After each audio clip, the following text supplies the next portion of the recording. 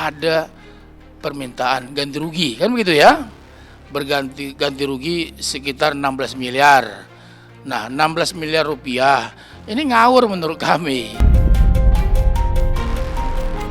10 juta itu per hari ya kita bilang, sampai dengan nominal yang kerugian material dan imaterial itu lunas.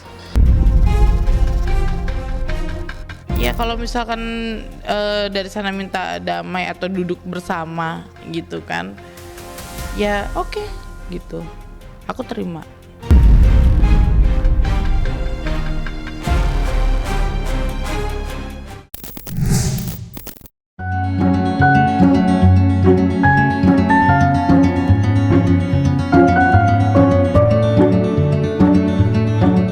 Perlawanan tanpa henti terhadap Ridwan Kamil ditunjukkan Lisa Mariana dan kuasa hukumnya. Belakangan, isi gugatan Lisa Mariana terhadap mantan gubernur Jawa Barat itu terungkap, yakni tuntutan kerugian material senilai 6 miliar dan imaterial sebesar 10 miliar. Tidak itu saja, Lisa Mariana yang tidak lagi berbasa-basi bahkan menuntut penyitaan rumah Ridwan Kamil di Bandung jika yang bersangkutan tidak mampu membayar gugatan yang jika dihitung secara keseluruhan mencapai 16 miliar rupiah. Lantas, apa tanggapan kuasa hukum Ridwan Kamil atas tuntutan Lisa Mariana melalui gugatannya yang sedang bergulir di Pengadilan Negeri Bandung? Ada permintaan ganti rugi, kan begitu ya? Ganti rugi sekitar 16 miliar.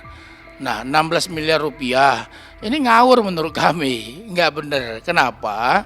Karena di situ yang 6 miliar sekian terkait dengan permintaan bahwa tentang jaminan kesehatan anak, pemeliharaan anak, kemudian masa depan anak. Lah ini kan bukan anak biologisnya Pak Ridwan Kamil, lalu ngapain diminta gitu loh.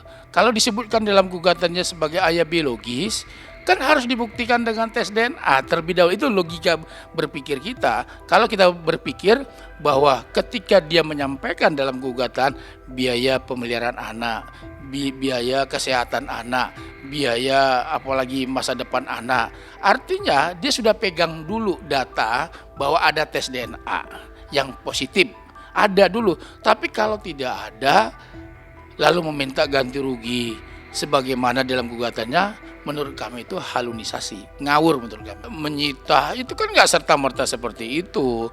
Lalu relevansinya apa? Nggak ada relevansinya.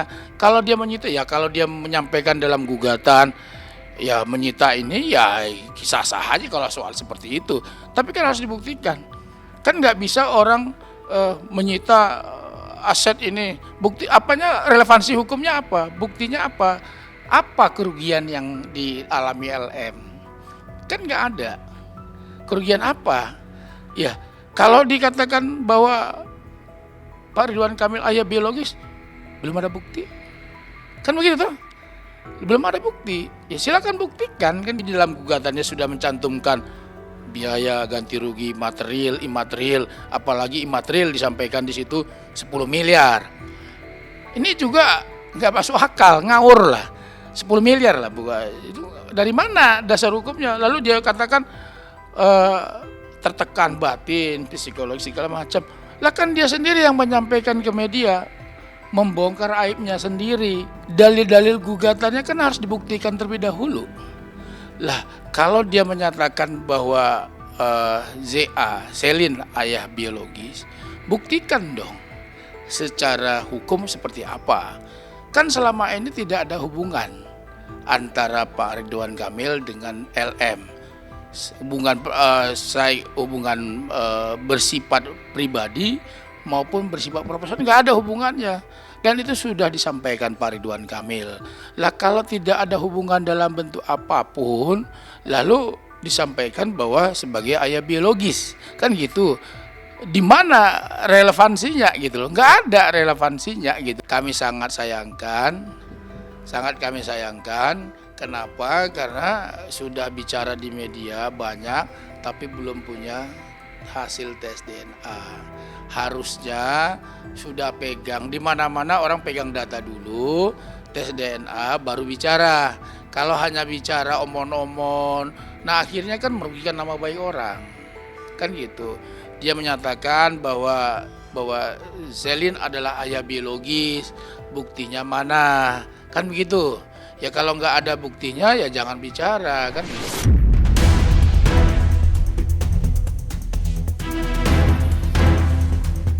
Gugatan Lisa Mariana senilai 16 miliar bukan angka liar yang tidak bisa dipertanggungjawabkan.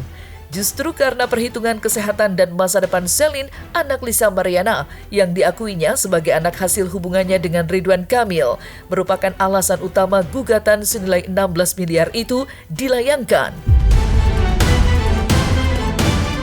Sementara kuasa hukum Lisa Mariana hukum Ridwan Kamil dengan pernyataan yang tak kalah pedas. Apakah Menjawab pertanyaan juga umum, kenapa nggak tes DNA duluan baru gugat? Itu salah. Tes DNA itu harus dilakukan oleh kedua belah pihak. Contohnya gini ya, ini Selin, ibunya Lisa Mariana tentunya karena dia yang melahirkan. Kita suspek ayahnya adalah Ridwan Kamil.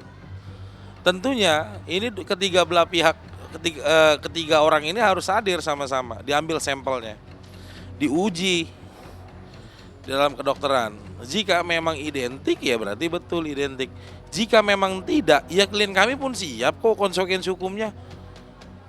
Tidak ada yang kami lebih-lebihkan atau kurang-kurangkan. Justru kami sekarang betul-betul serius. Justru saya menilai sekarang sikap dari tergugat maupun kuasa hukumnya itu tidak siap menghadapi gugatan kami. Kebanyakan omon-omon. Di dalam hukum perdata itu kan dikenal sebagai kerugian material dan immaterial. Kerugian material itu pasti kami akan bisa buktikan nanti di persidangan, dan immaterial itu adalah kerugian di luar daripada efek yang ditimbulkan oleh atas perbuatan Ridwan Kamil gitu loh terhadap klien kami Lisa Mariana. Nah, terkait uang paksa yang kami utarakan dalam gugatan, uang paksa itu kan adalah jika nanti gugatan kami dikabulkan dan Ridwan Kamil tidak beritikat baik menjalankan isi putusan, maka uang paksa itu harus dilakukan. Perharinya ya 10 juta yang kami terangkan yang itu loh. Kurang lebih ya kalau dibilang kerugian material dan uang paksa itu sangat beralasan hukum dan juga berlandaskan hukum gitu loh. Kurang lebih kayak gitu aja. 10 juta itu per hari ya kita bilang, sampai dengan nominal yang kerugian material dan immaterial itu lunas. Uang untuk Selin itu kan sebenarnya gini ya, fokus kita jangan dulu bicara tentang uangnya. Fundamental daripada gugatan yang kami lakukan adalah untuk mengetahui anak si Selin ini apakah betul anaknya Ridwan Kamil atau Lisa. Saya sudah bolak-balik cerita, bahkan di pengadilan pun kami sudah terangkan bahwa menurut keterangan dari klien kami, Selin ini lahir atas perbuatannya Lisa Mariana dan Ridwan Kamil.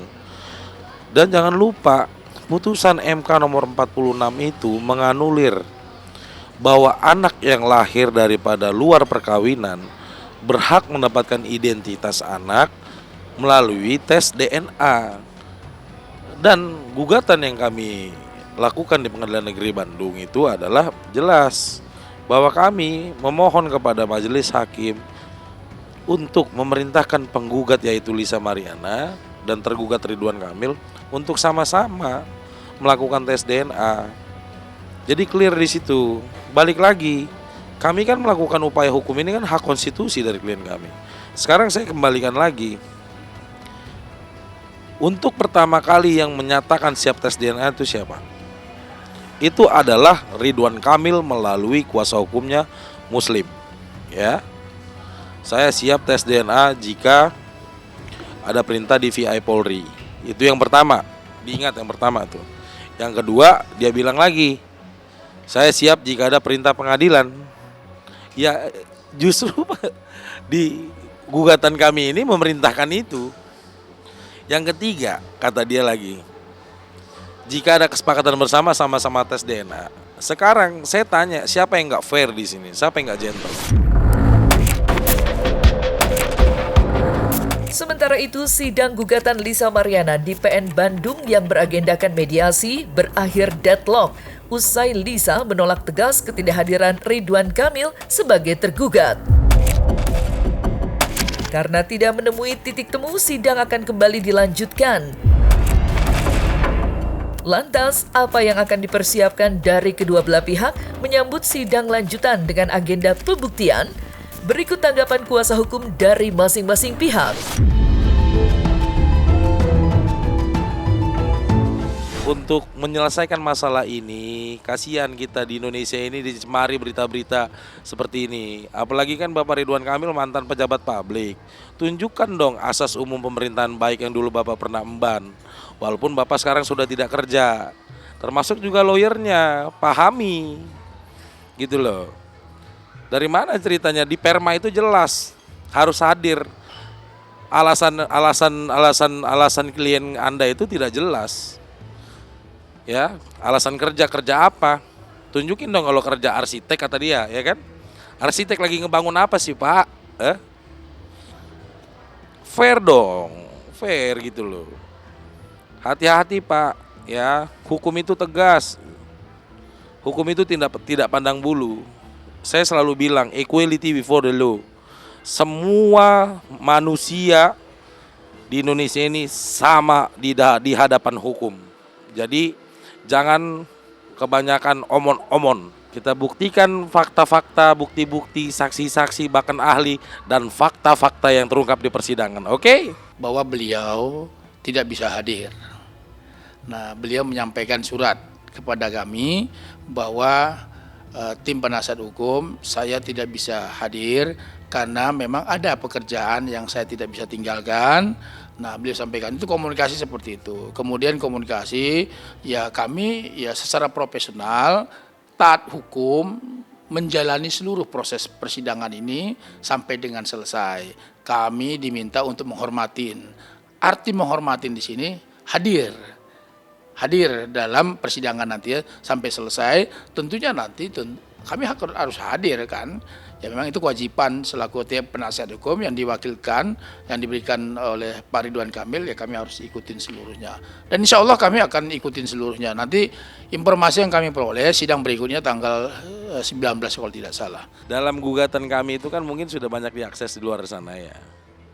Jadi memang kami gini, jika misalkan dikabulkan gugatan kami, Bapak Ridwan Kamil atau selaku tergugat tidak mampu membayar 10 juta per bulan, maka kami memohonkan kepada majelis hakim untuk menyita rumah Bapak Ridwan Kamil yang di Bandung, agar nanti rumah tersebut disita, dilelang, hasilnya dijual untuk membayar kerugian material dan imaterial kepada klien kami. Itu nanti masih jauh ketika sudah putusan pengadilan. Tadi di situasi di ruang mediasi kondusif, hakim mediator itu Bapak Intan Panji Nasrani SMH itu sangat bijaksana ya. Pertama dibuka, setelah dibuka itu tentunya kan diabsensi. Siapa yang hadir? Yaitu ya kami, kuasa hukum dari penggugat dan klien kami Lisa, itu sudah hadir. Ketika ditanya kepada tergugat, kemana prinsipal Bapak Ridwan Kamil? Ternyata tidak hadir. Tidak hadirnya dia, dikasihlah selembar surat. Saya nggak ada. Yang isinya selembar surat yang bertanda tangan di bawah ini adalah Ridwan Kamil A, B, C, D segala macam alamat. Alasannya adalah tidak bisa menghadiri sidang mediasi dan seterusnya dikarenakan alasan kerja. Ya. Maka dengan ini diwakilkan oleh kuasa hukum kami, yaitu si Muslim. Oke. Setelah itu ditanyakan kepada kami. Kami langsung memberikan resume. Ini resume mediasi kami. Ya. Jadi kami menolak dengan tegas alasan yang disampaikan oleh kuasa hukum tergugat karena Bapak Ridwan Kamil sudah tidak hadir dan dalam artian tidak menghormati persidangan ini. tidak gentle. Harus diingat, fundamental daripada mediasi adalah para pihak langsung yang ditatapkan mukanya berbicara. Apakah ini masih bisa didamaikan atau tidak?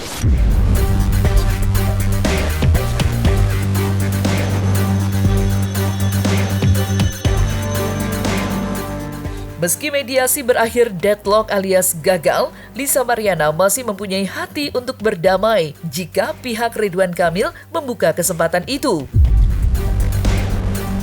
Sekali lagi, tidak main-main, Lisa Mariana ingin mengetuk hati istri Ridwan Kamil, Atalia, atau yang selama ini dikenal dengan Ibu Cinta.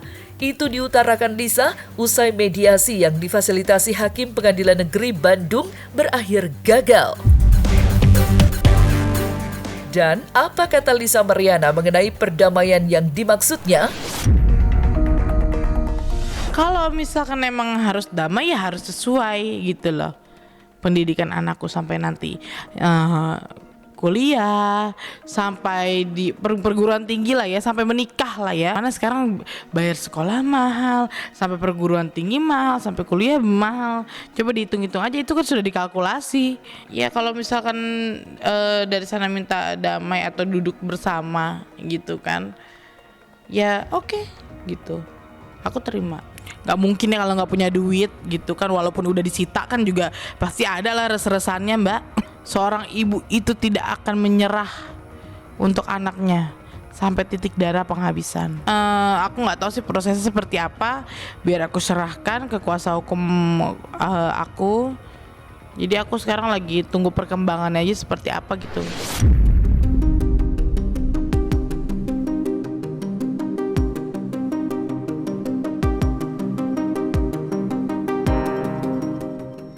Nah, selesai sudah Cumi Lovers. Saksikan terus Cumi Camp In Depth, kabar lengkap, mendalam, dan akurat dari narasumber terpercaya. Dan jangan lupa untuk like, subscribe, dan juga share channel YouTube Cumi Cumi.